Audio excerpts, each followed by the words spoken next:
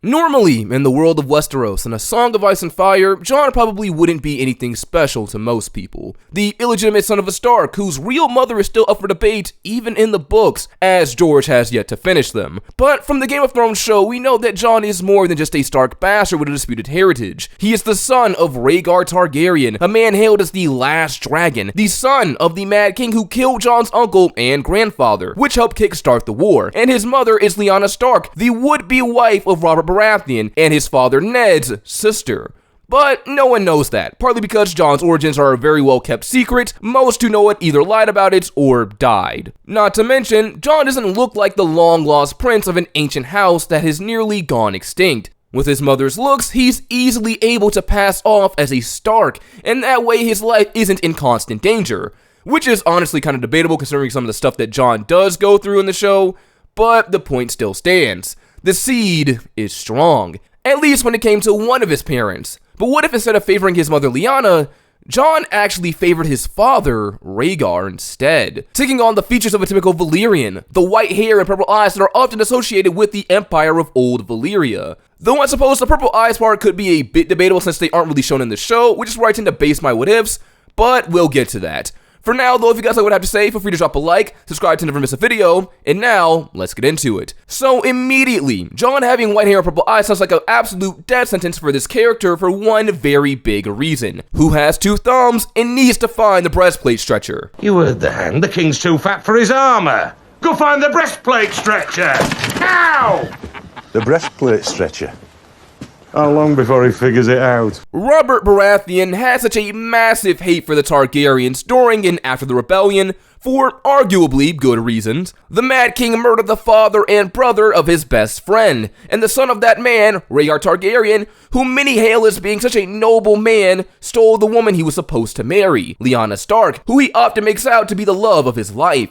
And he never got over losing her during the rebellion, so much so that he sent spies and assassins after a girl who has no real memory of her family outside of her delusional brother. So it's easy to imagine that Robert probably wouldn't react the best to the son of Rhaegar and Lyanna, which brings us to the very first question of this alternate universe. When Ned gets to the Tower of Joy, having defeated Sir Arthur Dayne and Gerald Hightower to get his sister back, how does he handle the appearance of Jon? As I said earlier, Robert isn't the biggest fan of the Targaryens, and it was way worse when he was young. He stood by as Rhaegar's children were killed by the Lannisters, which is something that has haunted Ned for years. So Lord Stark would be sweating when he sees Jon's hair. But there are varying ways that Ned could tackle Jon's appearance. So the first possibility for this timeline that could be seen is that Ned doesn't want to take the risk of taking Jon in at all. Maybe he figures that Jon having white hair and Valyrian looks is too much for him to explain away. Jon having dark hair works so well because plenty of people in the Seven Kingdoms, and the world in general, noble or otherwise, have dark hair.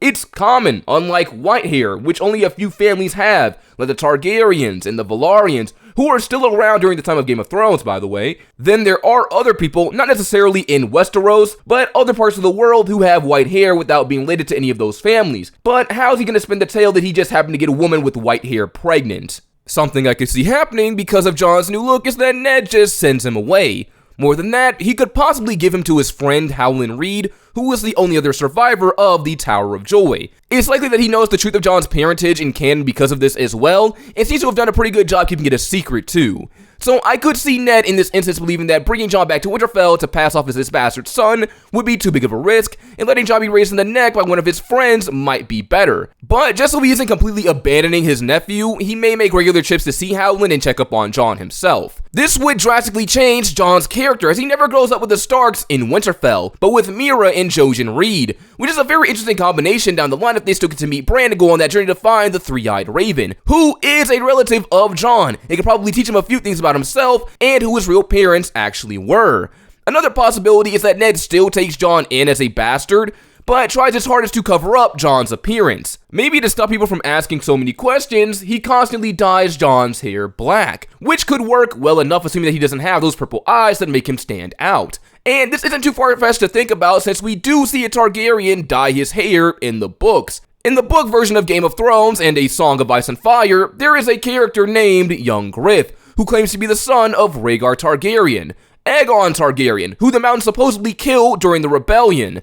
young Griff dyes his hair blue because he's pretending to be Tyroshi, and the hair dyeing is pretty common over there. So Ned taking this approach isn't impossible. But I find this possibility unlikely since this requires a lot of rigorous effort on Ned's part to constantly make sure Jon's hair is the right color.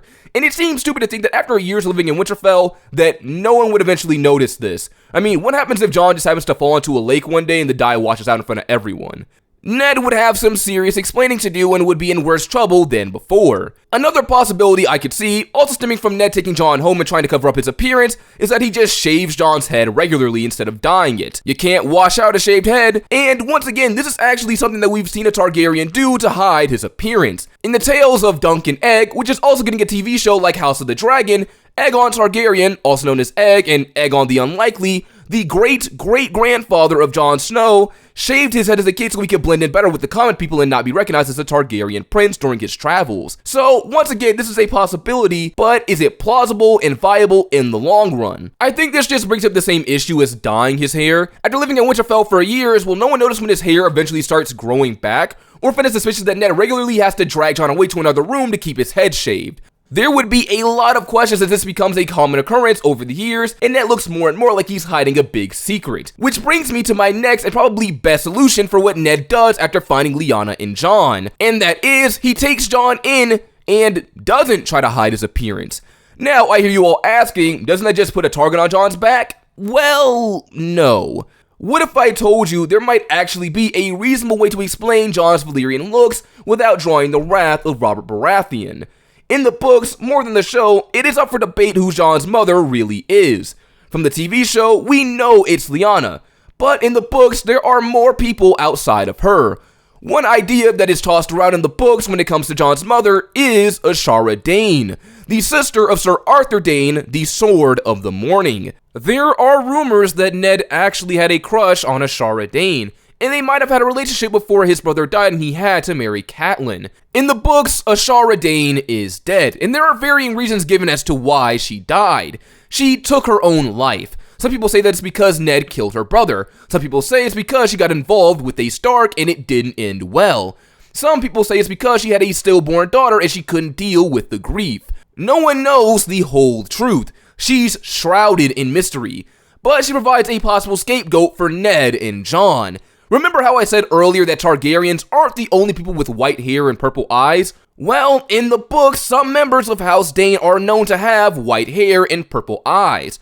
Ashara had purple eyes. There's a guy named Darkstar in the books who also has white hair, and a character named Edric Dayne, who is also called Ned, who also has white hair. And his dad is said to be the older brother of Arthur Dayne and Ashara. The Daynes don't have any roots in Valyria either that we know of. So this could be used as proof that outside of the Targaryens and other Valyrian families, these traits can exist, especially within this specific branch of the family. So what I could see Ned doing is playing up the idea that Jon is actually the bastard son of himself and Ashara. Now you may be asking, would he really put this dead woman in his lie?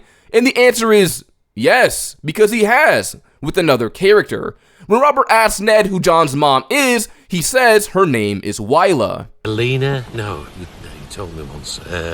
Meryl? Your bastard's mother. Wylla. That's it. Wylla was Jon's wet nurse at the Tower of Joy, and she was the wet nurse of Edric Dayne in the books as well. And if we know that she's not Jon's real mom, we know that Ned is lying. I mean, he's been lying for years about Jon's parentage, so I wouldn't put it past him to lie about a dead woman who can't refute the claim to keep his sister's son safe. And this could solve the issue of Jon being found out, since we know that the Daynes can carry these Valyrian-looking traits. But how would this change the story? Well, first I think we need to question if Ned goes all in on Ashara being Jon's mother. And what I mean by that is, does Ned outright say that Ashara is Jon's mom? Or did he just let people assume that's the case without really refuting anything? Because even though Ashara provides some excellent cover for Jon, it could be a bit problematic if he just openly names her as the mother. What if people decide to fact check this with the Daynes? They would know the truth, wouldn't they? After all, Ned did go back to Starfall to bring back Dawn, the ancestral sword of the family and the sword of Arthur Dayne, back to them. So it's safe to say that baby Jon was probably with him, and they would know the truth that he is not Ashara's son. I honestly find it more likely that he just lets people assume that she's the mother, because this is also another thing that he does in the books. Catelyn suspected that Ashara was the mom, and he just told her to never ask him about Jon. Cersei also implies that Ashara is the mom of Jon, and then he just straight up lies to Robert. A lot of the time, Ned doesn't confirm or deny anything, and if he does that, he's lying to someone. So I could see Ned possibly laying down hints about Ashara being the mother to draw people away from the truth without outright confirming anything. But from the perspective of people in world, it could make them wonder if Jon is actually the son of Ashara. Wouldn't the Danes be interested in getting to know him? Wouldn't it be suspicious to everyone else that they ignore his existence? Well, no, not really. Since Targaryen or Dane, Jon is seen as a bastard, and plenty of bastards get ignored by their family on the daily. So I don't think the Danes lacking an interest in Jon would get people scratching their heads at all. Especially since it's pretty common for bastards to just get kicked to the curb and forgotten about, and I doubt anyone cares that much about his origins to make the trip to Starfall to confirm the tale, but moving on. Something I can believe is that Ned letting people believe that Jon's mother is actually Ashara could make things a bit worse for him in certain aspects of his life, because before, where it was kind of up in the air, most people can now put a name to a face, like Cat. Though I'm mainly going off the show here, in the books, Catelyn was a bit jealous of Ashara. So now with Jon reasonably looking like he could be her son, this could cause her to give him worse treatment than she already did before. And before some of you guys ask, even with Jon having white hair and purple eyes, no, I still don't think I see Ned telling Catelyn the truth about him. At least, that's where my head is at. Jon being more Valyrian looking and hearing the gossip, which will be a lot more prevalent now that he is the son of Ashara Dane, could have some drastic effects on his character. Jon already struggles to feel that he belongs, because despite being raised with a Stark family, it's always made clear that he is not a part of the family. This gets even worse with his new appearance. Before, he looked more like a Stark than any of his other siblings. At least that's what Catelyn says in the books, but now he looks like he doesn't even belong with the Stark family.